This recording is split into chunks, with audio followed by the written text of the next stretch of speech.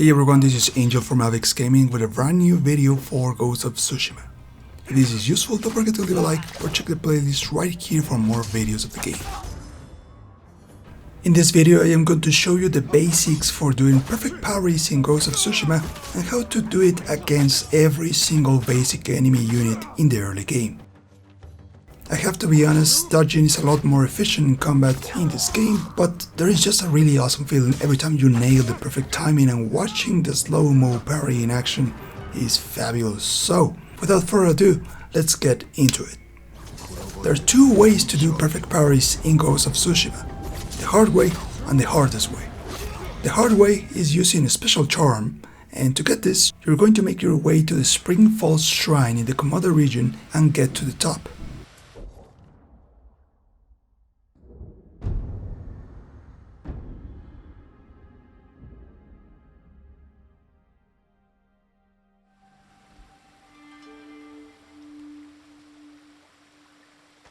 This will grant you the charm of Mizu no Kami, which makes parries, perfect parries and perfect dodges easier to perform.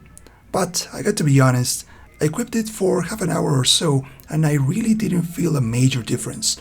The time window seemed basically the same as before, and that leads me to the main point of this video, which is you need to observe the enemy, aka the hardest way to parry. Every single enemy in the game, at least so far, can be parried in one way or another. The thing is that you need to pay close attention to their movements, because there is an exact moment that you have to press L1 in order to make the perfect parry. The game makes a perfect parry the moment Jin's weapon and the enemy's weapon are just starting to clash and a parry is executed. But this doesn't mean that you have to press the button in that exact moment, you have to do it before. Let's go through some examples so you can get an idea of when to press the L1 button to make a successful perfect parry against every basic enemy unit in the game.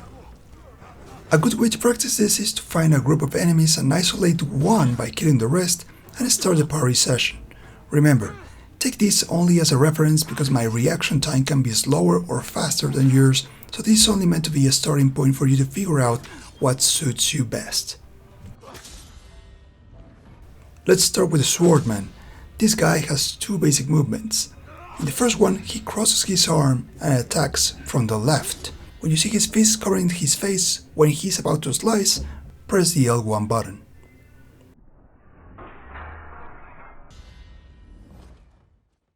Second attack is a forward slash. When you see his sword on top of his head, press the L1.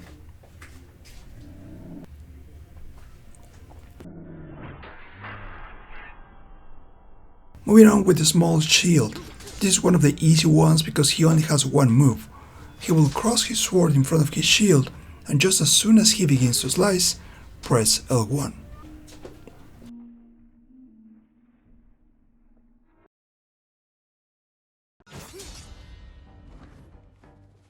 Coming up next with the big shield guy. This one is even easier than the small shield guy. Just wait until you see his arm disappear behind his body when slicing and press L1.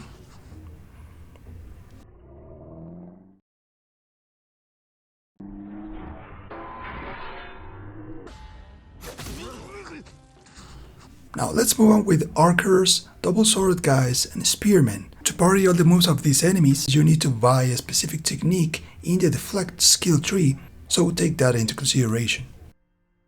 Archers are probably the easiest units to parry in the game.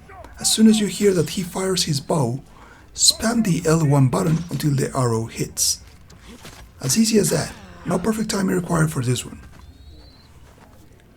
For the spearmen, which are, in my opinion, probably the most difficult unit up to this point, try to keep your distance so you have enough time to react. He will move forward and raise his spear to a horizontal position to thrust. You can see here the spear aligns with his right leg, and as soon as it starts to go back, press L1.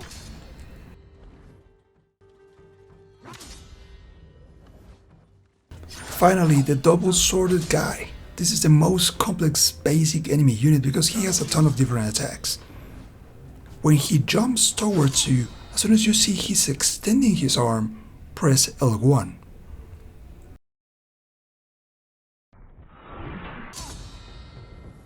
When he raises his sword past his head, wait until it just comes back and passes the invisible line on his head to press L1.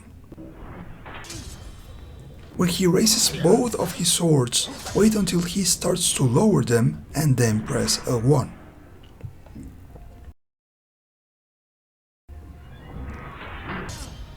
Lastly, when he's going to slash with both of his swords, wait until the top sword is just hitting his head to press L1.